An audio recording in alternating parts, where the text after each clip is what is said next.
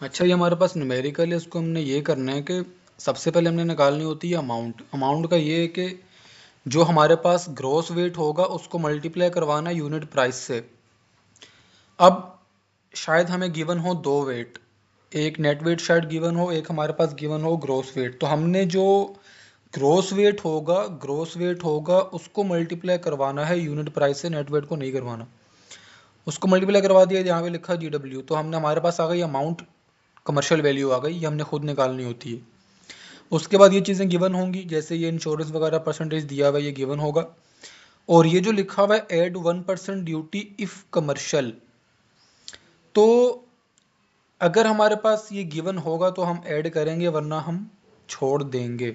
ठीक है, इसके अंदर इसके अंदर हमें लिखा हुआ तो हम फिर ऐड करेंगे इसको। अच्छा, अब सबसे पहले आपने यहाँ पे कस्टम वैल्यू निकाल लेना है, हेडिंग आपने डाल देनी है। उसके बाद नंबर 1 पे आएगा invoice value multiply by exchange rate is equal to, ये आ गई वैल्यू, एक्सचेंज रेट ये दिया हुआ है इधर, ये तो हमारे पास आ गया ए। उसके बाद नंबर 2 पे है इंश्योरेंस, इंश्योरेंस की परसेंटेज दी हुई है 1% दिया हुआ है, तो हम ए को मल्टीप्लाई करवा देंगे 1% से, हमारे पास आ जाएगा A1। उसके बाद लैंडेड कॉस्ट निकालने के लिए ये डेटा में गिवन नहीं है लेकिन हमने खुद करना है, तो ए को प्लस A1 मल्टीप्लाई बाय 1%, इन दोनों को प्लस करके 1% से मल्टीप्लाई करेंगे तो हमारे पास आ जाएगा A2। तो फाइनल हम कैलकुलेट कर लेंगे कस्टम वैल्यू, ये वाली, ये इस तरह होगी कि A plus A1 plus A2, तीनों को प्लस करो, हमारे पास आंसर आ जाएगा B का, हमारे पास B आ गया। उसके बाद हमने करनी है कैलकुलेट ड्यूटी, इसका दिया हुआ रेगुलेटरी ड्यूटी दी हुई है यहाँ पे, ये दी हुई है 5%, तो हमने 5% निकाल लेना है इसका, हमारे पास आ जाएगा B1।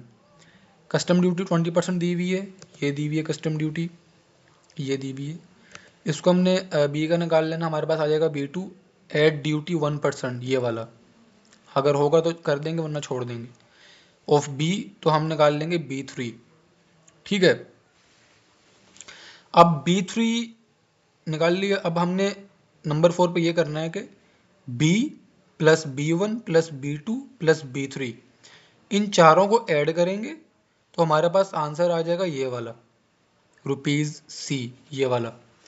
जब हमारे पास C आ जाएगा उसके बाद हमने टैक्स निकालने हैं। टैक्स के अंदर हमारे पास दो टैक्स गिवन है, एक सेल्स टैक्स ये वाला, एक एडिशनल सेल्स टैक्स।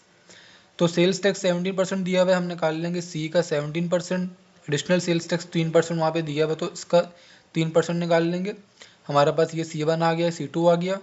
तो वैल्यू फॉर इनकम टैक्स निकलेगी नंबर 3 पे। उसके बाद इन तीनों को प्लस करना, C plus C1 plus C2, इन तीनों को प्लस किया, हमारे पास आ गई वैल्यू फॉर इनकम टैक्स। उसके बाद हम कैलकुलेट, अच्छा ये हमारे पास होगा D, ये D निकला है। उसके बाद हम करेंगे टोटल लैंडेड कॉस्ट। अब ये हमारे पास यहाँ पे दिया हुआ है इनकम टैक्स 6%, तो 6% हम कैलकुलेट कर लेंगे D का।